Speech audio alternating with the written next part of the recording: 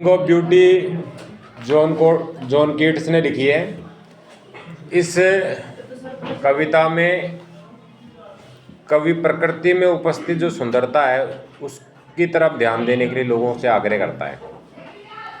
कवि कहता है कि प्रकृति में पहाड़ है, जंगल है, आकाश है, बादल है, सूरज है, नदियाँ हैं। ये अपने आप में सुंदर वस्तुएं हैं। इनको जब देखते हैं तो सकारात्मक ऊर्जा शरीर में आती है और अच्छे विचारों का प्रभाव होता है। Thing of beauty is a reflective poem by John Keats about appreciating the beauty of the world and life. संसार में, जीवन में सुंदरता है, जॉन कीट्स कहता है। The poet asks readers to notice and enjoy simple pleasure around them. कवि कहता है कि अपने आसपास देखो गौर से, कितनी सुंदर सुंदर चीज़ें हैं। He talks about the beauty in nature, flowers, trees, skies and sunlight. वो कहता है कि प्रकृति में सुंदरता है, फूलों में, पेड़ों में, आकाश में, सूरज की रोशनी में, सब में सुंदरता है। ब्यूटी इज एवरीवेयर, हर जगह सुंदरता है, इवन इन स्मॉल थिंग, छोटी वस्तुओं में भी। And it can make life happier and peaceful. इससे जीवन क्या है, सुखद बनता है और शांतिपूर्ण बनता है। Keats suggests that thinking about beauty helps us feel a joy and calmness. शांति मिलती है, आनंद मिलता है सुंदर चीज़ों से। It teaches us to look beyond sadness and pain. कि दुख तकलीफ तो सबके हैं, लेकिन फिर भी सुंदर वस्तुओं को देखना चाहिए। The poem also emphasizes that life is temporary and moments of beauty should be cherished. जीवन क्षणिक है, सुंदर वस्तुओं की तारीफ करो, देखो निहारो। By observing beauty, humans can connect with their inner selves and feel gratitude. सुंदर चीज़ देखने से आदमी अपनी आत्मा परमात्मा से जुड़ता है और कृतज्ञता से भर जाता है। The poet encourages mindfulness and awareness of the present. कवि कहता है कि व्यक्ति को सचेत रहना चाहिए वर्तमान में। Thinking of beauty inspires love, hope and creativity. कि सुंदरता को सोचते ही एक प्रेरणा उत्पन्न होती है मन में, प्रेम के लिए, आशा के लिए, रचनात्मकता के लिए। It reminds readers to be gentle, kind and appreciative of life.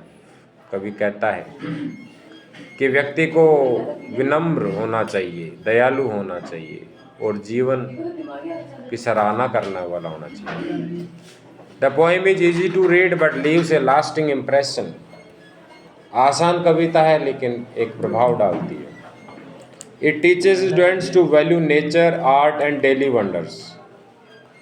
यह विद्यार्थियों को सीख देता है कि प्रकृति की, कला की और दैनिक जीवन की सुंदर आश्चर्यजनक चीज़ों की कीमत व्यक्ति को समझनी चाहिए। Keats' words inspire readers to pause, reflect and find happiness in simple, natural things around them.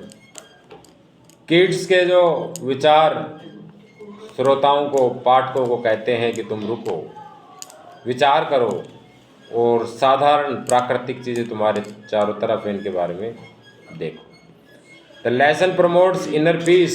ये जो पाठ है ये आंतरिक शांति, माइंडफुलनेस, चेतनता and a deeper understanding of life joys and beauty. कि लाइफ में जॉय है, आनंद है, सुंदरता है, इसकी तरफ ध्यान दो। ये कविता है, इसके बारे में तुम्हें थोड़ा सा और बताता हूँ। कवि कहता है कि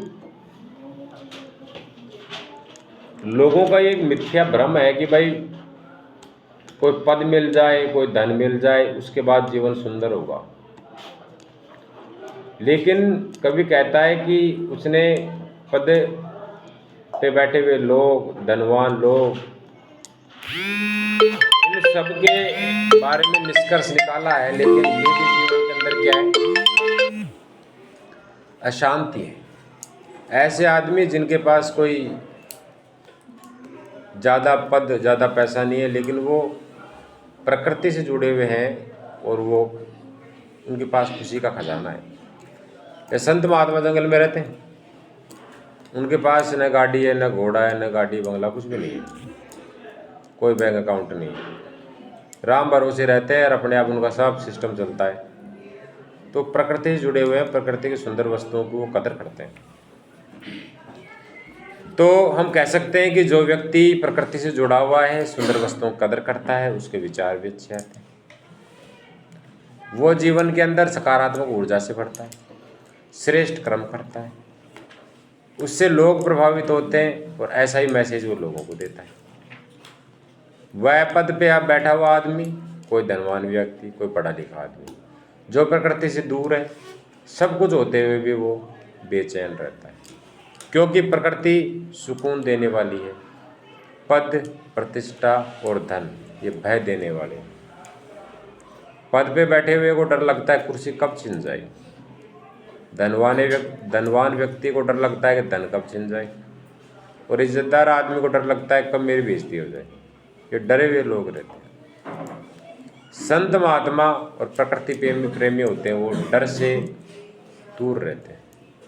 उनके पास कुछ नहीं है जो छिन जाए, कोई पद नहीं है संतों के पास कि छिन जाए, कोई धन नहीं है कि चोर लुटेरा ले जाए,